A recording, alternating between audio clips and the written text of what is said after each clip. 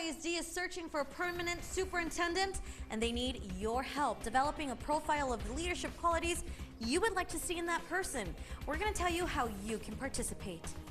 Then the federal government is investing a lot of money in new technology that could change the course of history. We're going to have this details straight from Washington, D.C. And it's finally starting to feel like fall. Robert, what's in store for us in terms of temperatures? Well, we're about to skip fall for a day and drop down into winter temperatures as highs go into the 60s. We'll wake up in the 30s on Thursday morning. I'm going to have your detailed forecast. We're live on KTSM 9+, and your news starts right now.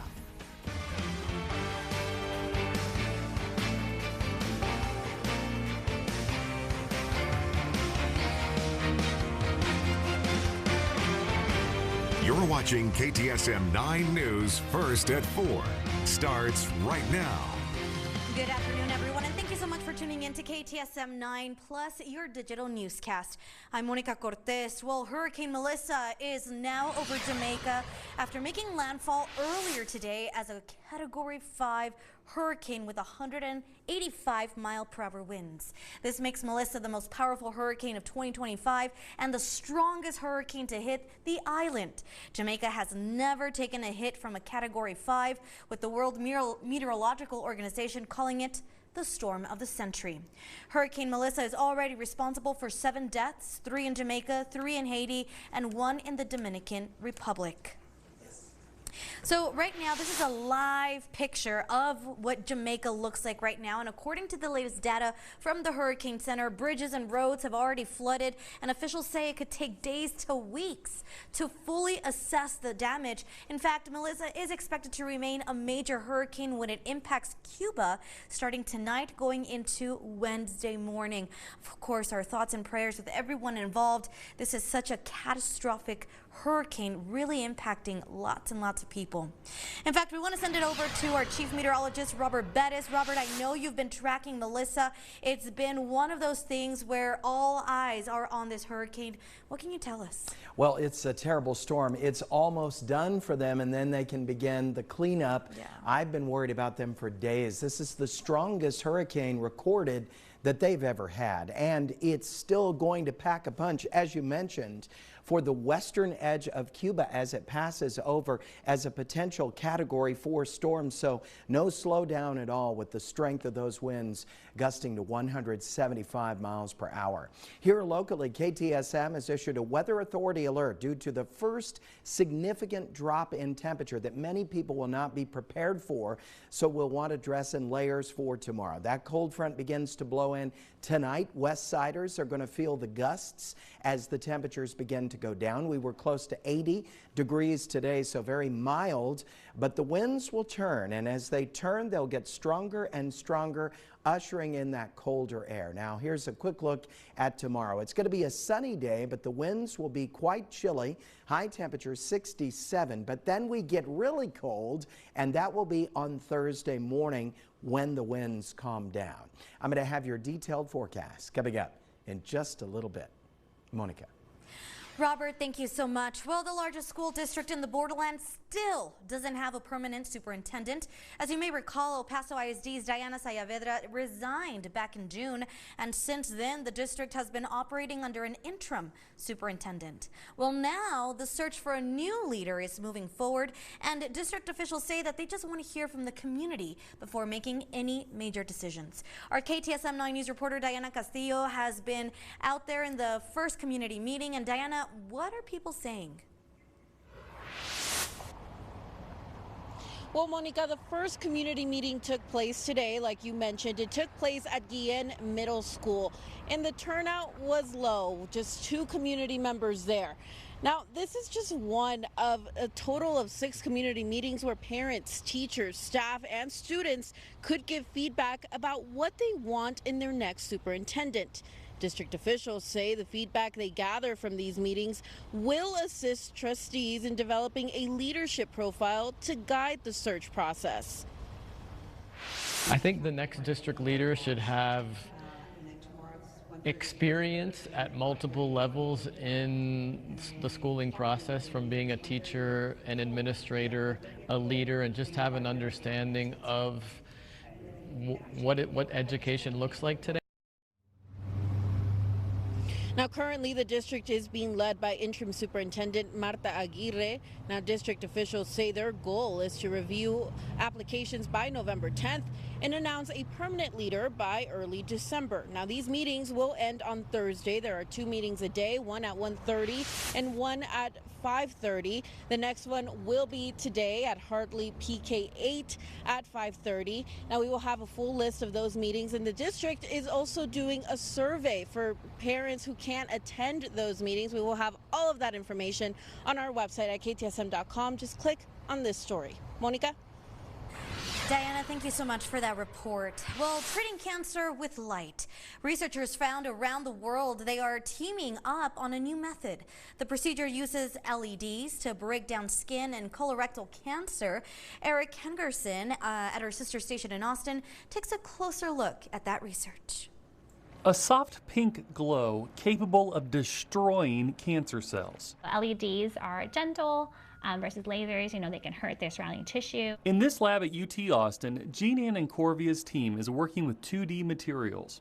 So they're atomically thin, like sheet-like materials. When broken down, we can actually put them in water and make them in small enough sizes that they can be uptaken into the cells. These tiny materials made of tin oxide can conduct heat from light produced by a simple LED. You can see the temperature increase when we turn on the near-infrared light.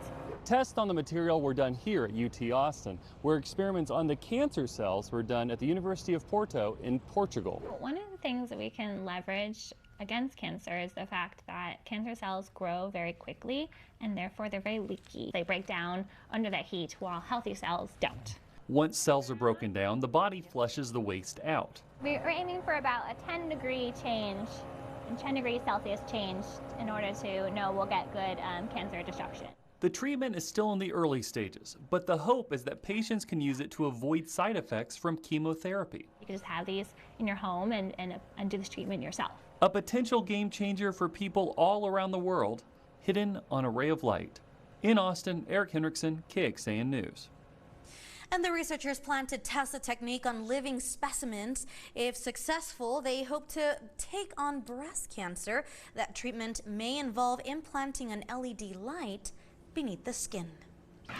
All right, I do want to take you outside now using our TechStalk cameras, and this is what we are seeing. I-10 Westmoreland looking pretty smooth. Not a lot of traffic to talk about at this hour in this part of the city. Well, in national news, the federal government is investing a lot of money in new technology that could change the course of history. In today's Political Minute, News Nation's Blake Berman has those details. The U.S. places a big bet in hopes of some big breakthroughs in technology. I'm Blake Berman, host of The Hill on News Nation. The Energy Department and tech company AMD announcing a $1 billion deal to develop 2 new supercomputers. They're billed as keys to the future of innovation, with the potential to impact all sorts of things, from national security to potentially cancer treatments. The new supercomputers are set to be called Lux AI and Discovery. Lux AI, the first dedicated AI factory, is expected to roll out in early 2026, working at about 3 times the capacity of other supercomputers. Discovery promises to be even more advanced and will come online later in 2029. The government and AMD will share all that new supercomputing power. This new public-private partnership comes in the middle of what the administration is calling the AI arms race with China. I'm Blake Berman, and this is the News Nation Political Minute. Well, Socorro ISD is proposing a voter-approved tax rate election to adjust the district's tax rate. Coming up, we're going to go over your thoughts on today's In the Comments segment.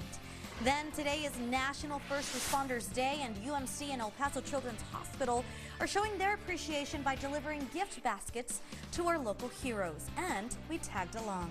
Thank you so much for tuning in to KTSM 9+, always putting local first. Scan to download.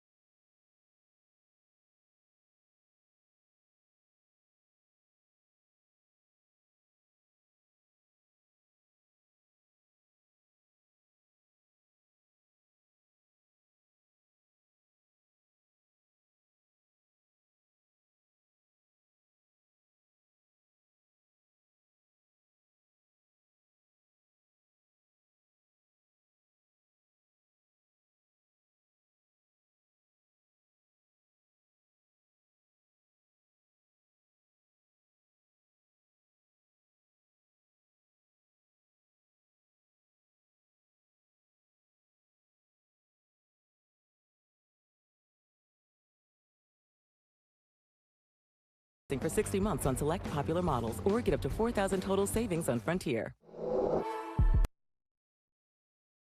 Welcome back, everyone. So in today's In the Comments segment, Socorro ISD is proposing a voter-approved tax rate election to adjust the district's tax rate. Officials say it will not cost homeowners anything and will significantly improve the district's financial stability. So SISD Superintendent James Vasquez says Proposition 8 proposes the district increase its maintenance and operations tax rate by 12 cents. While reducing 12 cents from their interest and sinking tax rate.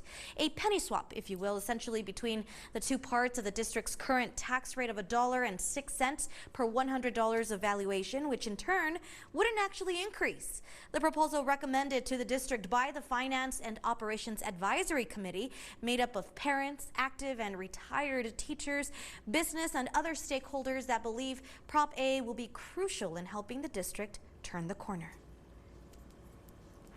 They're doing the work to make the changes necessary so they can be financially stable.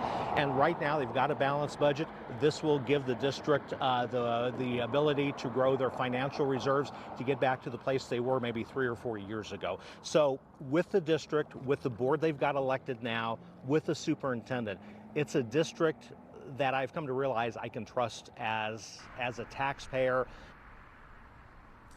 Now, due to state law, Proposition A will read on the ballot as a tax increase, but if approved, district officials say the new revenue will free up money that could otherwise only be used to pay off debt. That will instead be used primarily to restore the district's reserves or fund balance.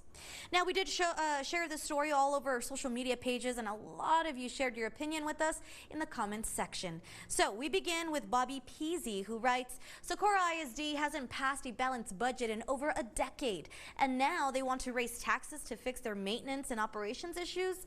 That's a hard pass. El Paso already has some of the highest property tax rates in the state. I'm good. Meanwhile, Bill Apodaca shares, how many times do homeowners hear that from local school districts, and how often does it end up being true?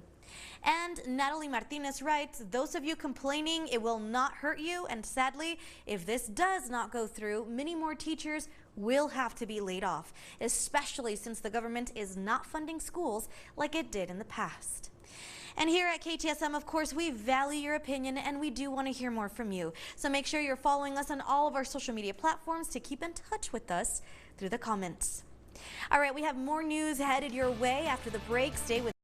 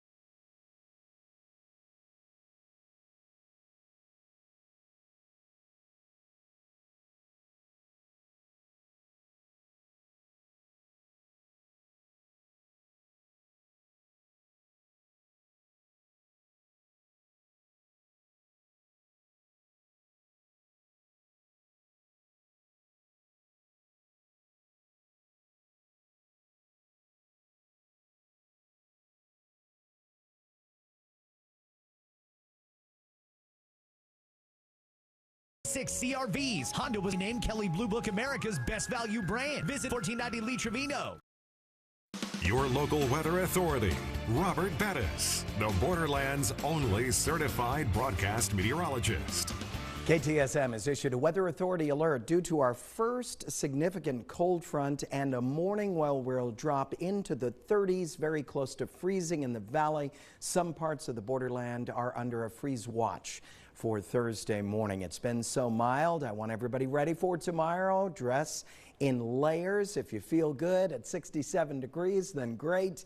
If not, you'll be ready. 78 is the temperature in Las Cruces right now. We've got winds coming in from the northeast at 11 miles per hour. So the winds, I do believe, have already shifted. And now tonight, those winds will get stronger and stronger, especially on the western slopes of the mountains. These were the low temperatures from this morning. Not too bad. 53 at the airports, 51 Las Cruces, 42 Deming, and 54 for Juarez. And the afternoon, of course, so far, very mild. We've been at a 79 so far, 78 Las Cruces, 84 Juarez, 81 for Deming, 69 degrees, however, out in Van Horn as that cooler air is coming in from the east right down through the panhandle. Here are the winds, and look at the wind vectors in southeastern New Mexico.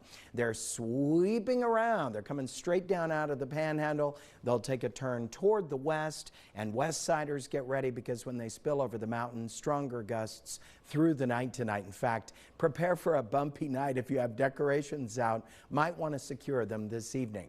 Satellite radar composite. This is a dry system, so expect no cloud cover with this. It's a wind event and a temperature event. Here are the temperatures right now in your area. Again, the winds tonight increasing.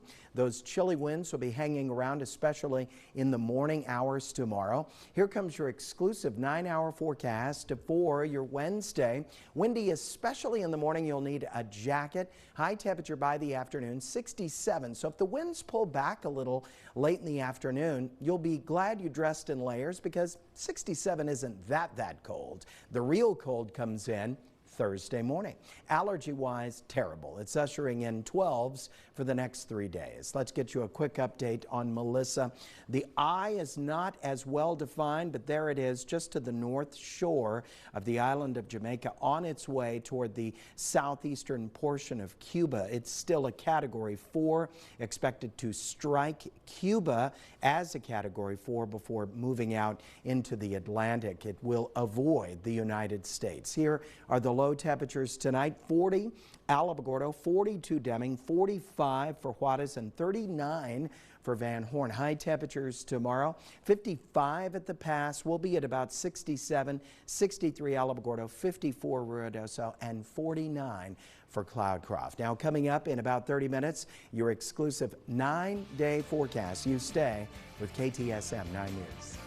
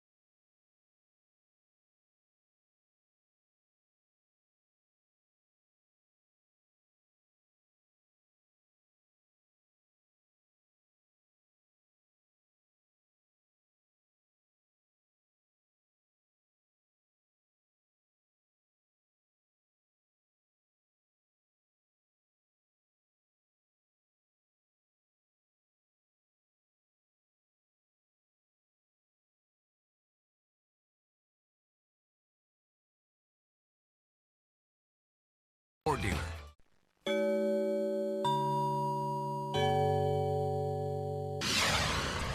Welcome back, everyone. Well, today is National First Responders Day, and University Medical Center and El Paso Children's Hospital are giving back to our local heroes. The special day honors the brave men and women who serve as first responders, including firefighters, police officers, EMTs, and paramedics. The hospitals teamed up to give out baskets, including all sorts of goodies for the firefighters, our Station 5, and police officers at the El Paso Police Headquarters. Now, we spoke with Lieutenant Sandoval, who shares what a nice surprise it was. We greatly appreciate people showing up and appreciating us in any way. Waves, thank yous, anything helps. We don't do it for that, but it's nice to be appreciated. The gift baskets were put together by the trauma teams at UMC. And Halloween festivities across the borderland are already kicking off. And if you're still searching for something to do this Friday, Cielo Vista Mall invites El Paso's little witches, ghouls, and goblins for a night full of frights and treats. This Friday, El Pasoans can visit the mall from 3:30 to 5:30 p.m. for an afternoon of trick-or-treating across the mall's stores. Don't forget to dress up and bring your candy bag. All right, that does it for us. Don't go anywhere. We still have another half hour of news and weather coming up right after this break. You're watching KTSM 9+.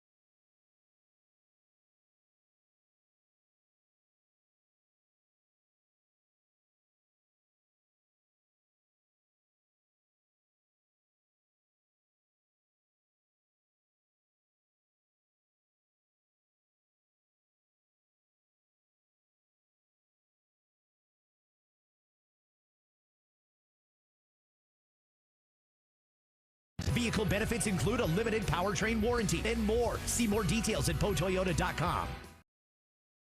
Welcome back, everyone, to KTSM 9 Plus. I'm Monica Cortez. We're starting off with Hurricane Melissa. It is now over Jamaica after making landfall earlier today as a Category 5 hurricane with 185-mile-per-hour winds. This does make Melissa the most powerful hurricane of 2025 and the strongest hurricane to hit the island. Jamaica has never taken a hit from a Category 5, and the World Meteorological Organization is calling it the storm of the century.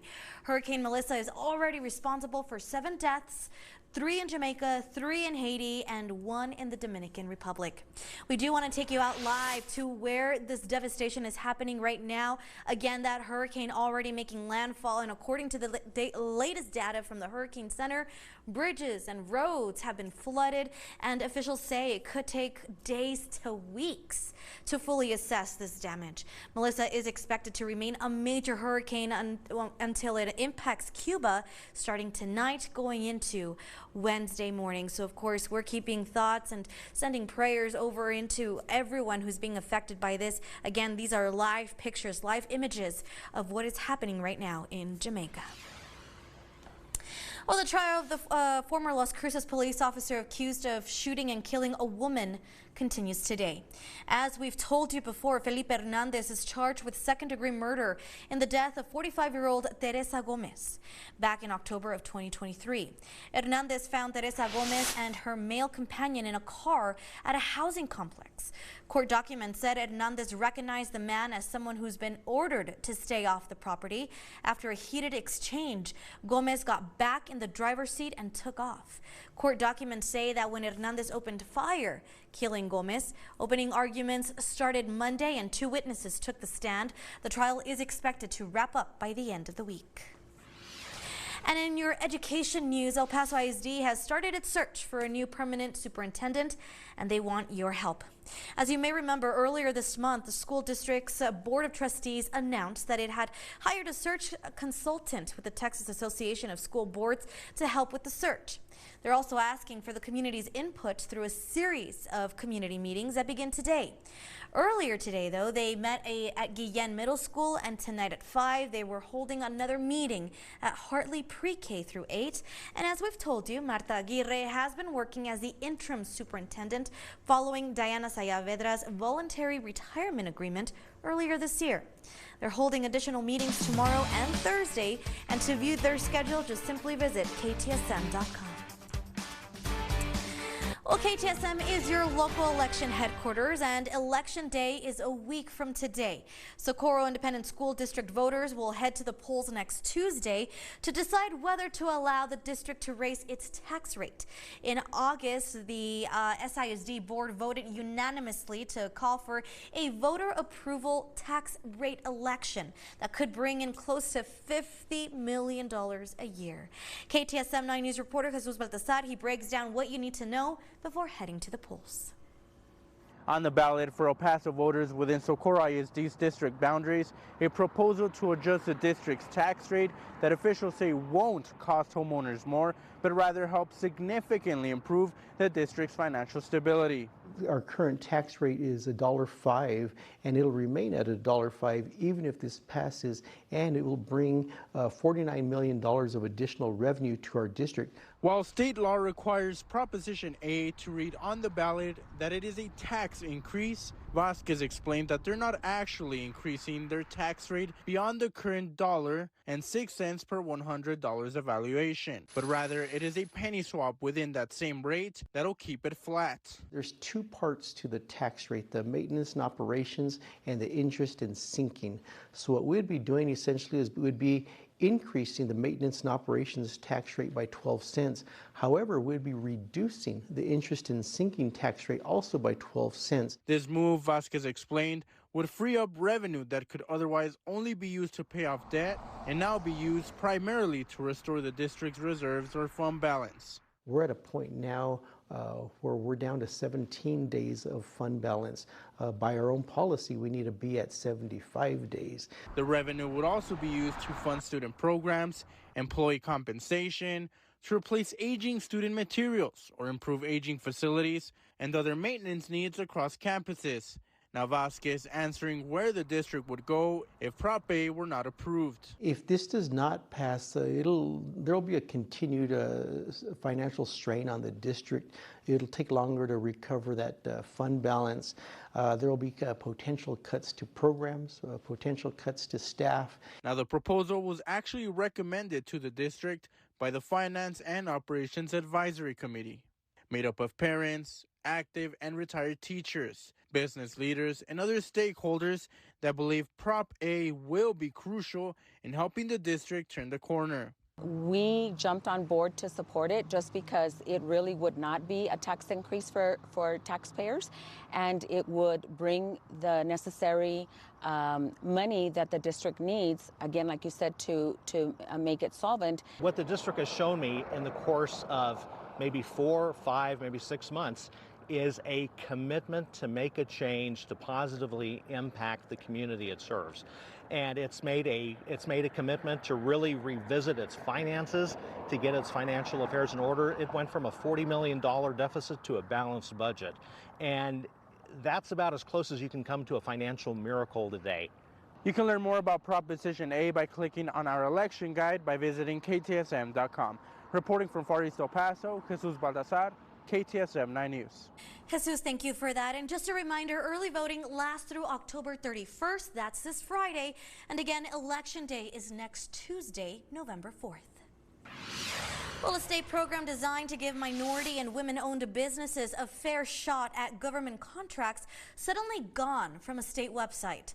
The Texas Comptroller's Office removed information relating to the historically underutilized business program, also known as HUB. The Comptroller's Office tells us it's conducting a legal review of the program's rules, but one of the architects of the program tells Dylan McKim a lawsuit sparked the changes. Anything you can think of that has a logo, our company produces those products. Jancy Darling started her promotions business in 2007. At the time, she was working hard to earn small contracts. Then she learned about the HUB program. It gave me exposure initially to these state agencies who now know that they can rely on us. Today, her company holds formal contracts with 2 state agencies, but the program that gave her the initial exposure appears to be under threat. The Texas Comptroller's Office has removed information about the program from its website. Senate Bill 178 is... The HUB program was codified in 1999 when the Senate camera feed was a lot more pixelated. It requires state agencies to solicit contract bids from female and minority-owned businesses. Our agencies should be making a good faith effort in order to include them in the mix. State Senator Royce West helped codify the HUB program. He said he spoke with interim controller Kelly Hancock last week after he learned information about the program had been removed. West tells me a lawsuit filed against the agency initiated the website changes. He's working to get a copy of that suit. See exactly what the allegations are. This is not the first legal challenge. Last year, a company called Aerospace Solutions sued the state because it claimed the HUB program put the company, quote, at a significant disadvantage when bidding on state contracts. It is DEI, it's DEI on steroids. Republican state lawmaker Brian Harrison supports doing away with HUBs, which he believes are discriminatory. On the basis of things such as race, gender, ethnicity, and the determination of the awarding of billions of dollars in contracts. Is that kind of how DEI or this HUB program works? No. University of Texas government professor Eric McDaniel disagrees. He argues being HUB certified does not guarantee a contract, it guarantees consideration. Something like this is basically trying to make people aware of other businesses that are around. A sentiment that Darling says she has worked hard to prove. Just because we're a HUB does not mean we're awarded the business without having merit. In Austin, I'm Dylan McKim. Now, usually the Texas Attorney General's office would represent the Comptroller's office in this lawsuit. However, Senator West tells us an outside law firm is helping with the defense. We're trying to learn more about which law firm that is and who is suing to get rid of the HUB program. All right, let's go ahead and take a little pause here and talk about the other big headline. Guys, I hope your closet is ready because you're going to need to restock it with winter clothes. I know that's so weird, right? We're going from 80s to I don't know, close to freezing. That's weird to even say, Robert. I know. What is going on? Well, it's called fall in El Paso, and I think we know what it does to us. It drops it down, then it raises it back up, and drops it, raises it. Yeah. So question, do I need to wear my favorite sweater tomorrow or wait? Sure. I mean, in the morning it's going to be chilly. And then Thursday morning, that's the cold morning. Okay. So wear it again, but then be prepared because, you know, we're going to warm up quickly. No, Robert, no. Yeah, no, it's true. 78 degrees is the temperature right now. KTSM has issued a weather authority alert simply because we've all been used to very mild weather with the temperature near 80 today and then 86 yesterday. The kids, especially going to school, may not be prepared for chilly, chilly winds that will hit us actually in the night tonight. So here are the winds right now. Notice the general flow coming in from the Panhandle, turning toward the west. West Siders, it's going to be a bumpy ride tonight. Gusts will pick up and increase through the night and overnight hours as the cooler air comes down. Unofficial highs so far today, 80 for Juarez, 78 Las Cruces, and 81 for Deming, so very mild, but we'll drop into the 40s tonight, going down to about 45. That's not the cold night. The cold night is when the winds stop after Wednesday's cold front comes through. That's when we're going to be close to freezing. Some towns in New Mexico very close, if not below. I'm going to have your detailed forecast coming up in just a little bit. Monica. Robert, thank you so much. Well, a group of senators in Congress are pushing a new bill they say will protect children from the harms of AI chatbots. Washington correspondent Maddie Beer-Temple reports on the legislation and the emotional pleas from parents who lost their children to the technology. How do you see this ending? It's incredibly frustrating. California Democratic Congressman Josh Harder says Republicans and Democrats need to negotiate as the shutdown approaches the longest in history. I think it's pretty easy to come to a deal, to imagine what a solution would look like. What's missing right now is the political will. The impasse centers on subsidies tied to the Affordable Care Act that expire at the end of the year. Democrats say without an extension, Americans' health care costs will spike.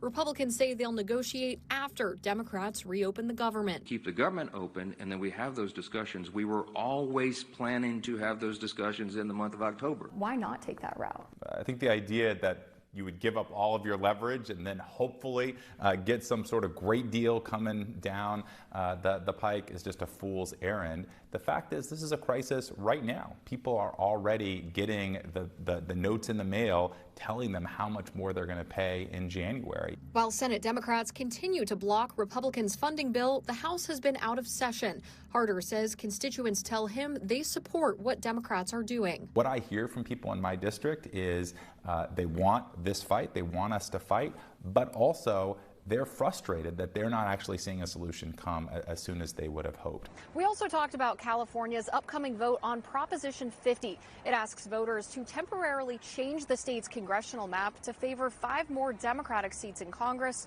That's in response to Texas's new congressional map aimed at favoring 5 more Republicans.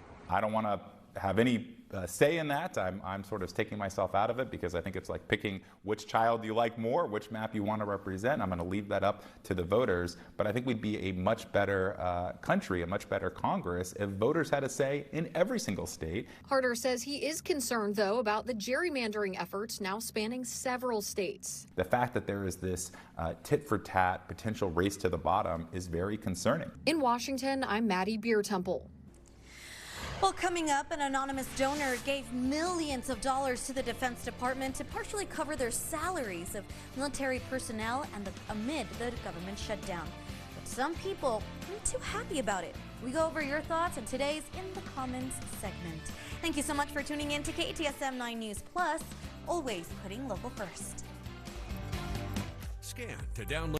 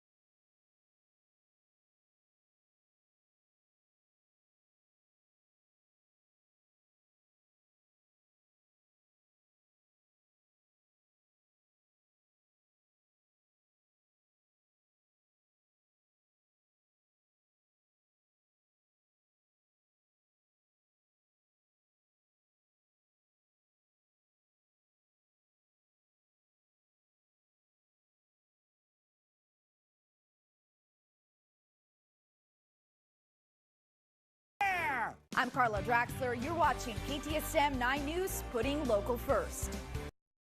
Your local weather authority, Robert Bettis, the Borderlands' only certified broadcast meteorologist. KTSM has issued a weather authority alert due to our first significant cold front of the season, and one morning, Thursday morning, low temperatures in the 30s, some towns below freezing in southern New Mexico, even in Hudspeth County. Here's a look at tomorrow. Now, you'll want a jacket. Tonight, the winds start to spill in, so Westsiders, get ready. Strongest gusts will be on the western slopes. Chilly in the morning, so dress in layers. By the afternoon, the winds start to pull back. Sunshine, 67 degrees, kind of a refreshing change. It'll be that night that we'll get so cold Thursday morning into the 30s. 76 is the temperature in Las Cruces right now. Winds calm, dew point 9. That's 8% relative humidity. But get ready, those winds are about to shift. To look at the general flow, all this cooler air is coming in out of the panhandle, taking a turn in southeastern New Mexico and heading our way, which of course will be spilling over the Franklin Mountains, giving us stronger gusts western slopes. So far, our high has been about 79 today, 80 Juarez, 78 Las Cruces, 81 out in Deming, only 69 for Van Horn so far today. Let's compare to other regions. 57 was the high in Amarillo, so it's clear to see by this color variation that this is where the cold air is coming from, right down through the heart of the panhandle and eastern New Mexico. 75 Dallas, 88 Austin, but still hot on the border, 97 down in Laredo. Satellite radar composite, very dry system, not looking for any kind of cloud cover out of this. This is a temperature and a wind event. Here are the temperatures in your neighborhood right now. Now, the winds will get progressively stronger through the night tonight, and they'll get progressively colder. Now, tonight we'll be dropping down to about 45 at the International Airport. It won't be until Thursday morning, when the winds are out of the picture, that we will get the coldest. Here's your allergy forecast. Bad news, 12s for the next 3 days. Tonight for you, Las Cruces, 42 the low temperature, and winds will be picking up later tonight and overnight. Tomorrow, 66 degrees the high temperature with some chilly gusts. 45-hour low temperature at the airport tonight, and then tomorrow our high 67 degrees. So a big change. We're not going to be used to that after being so mild in the 80s. Now, only KTSM gives you 9 full days of weather. This is the morning that will be the coldest. 39 at the airport, 34 down in the valley. I don't think we're going to touch freezing in El Paso County or southern Doña Ana County, but other areas, northern Doña Ana County, Otero County, will definitely make it to freezing that morning. 81 on Halloween. We go the other direction. The winds warm us back up. Cooler winds Saturday, 77. Clocks go back 1 hour on Sunday. We're going to stay in those 80s until another front next Thursday. Monica. All right, an extra hour of sleep. I love that. Let's go ahead and send you outside now. This is I-10 Lee Trevino, and as you can tell, traffic is moving quite nicely in both directions here in Far East El Paso. Not a lot to slow us down. Well, an anonymous donor who gave the Defense Department $130 million to partially cover the salaries of military personnel amid the government shutdown was identified as billionaire Timothy Mellon. That's all according to the New York Times. Now, Mellon, an 83-year-old resident of Saratoga, Wyoming, has donated frequently to President Donald Trump and Republican groups in recent years. Trump, while not naming Mellon, called the anonymous donor a friend who doesn't really want the recognition. The donation was accepted under the department's General Gift Acceptance Authority under the condition that it be used to offset the cost of service members' salaries and benefits. We did share this story all over our social media accounts, and well, many of you had thoughts you wanted to share with us. So we're going to start off with Liz Casanova, who says, "Thank you for returning dollars back for a good cause. Hopefully this isn't another government bribe or agreement." Gerardo Candelaria writes, so he basically donated a portion of the funds he saved from the big beautiful bill that lowered his tax rate. And Kevin Cataldi says, there are 1.3 million active duty personnel in the United States military. If all of them are paid from his $130 million, that's $100 each. Thank you for your service. Here's a tank of gas.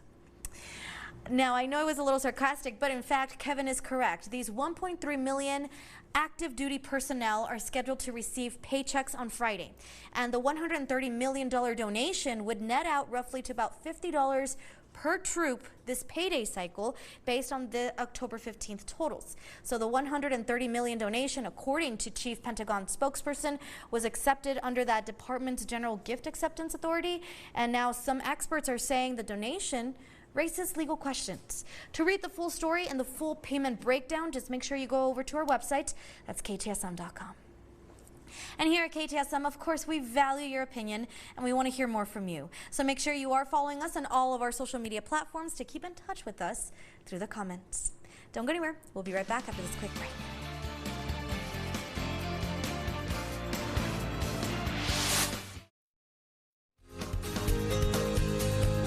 Más Las Cruces. Hi, I'm Natalie Green, Housing and Neighborhood Revitalization Administrator for the City of Las Cruces. The city and Doña Ana County are partnering on a new housing plan, and we want to hear from you.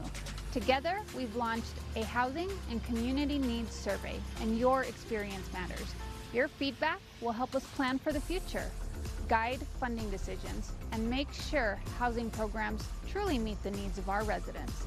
By sharing your input, you're helping us build a stronger, more affordable community for everyone. Take a few minutes to make your voice heard by visiting the website on your screen for more information and future public meetings. Doña Ana County residents, make your voice heard. Más Las Cruces.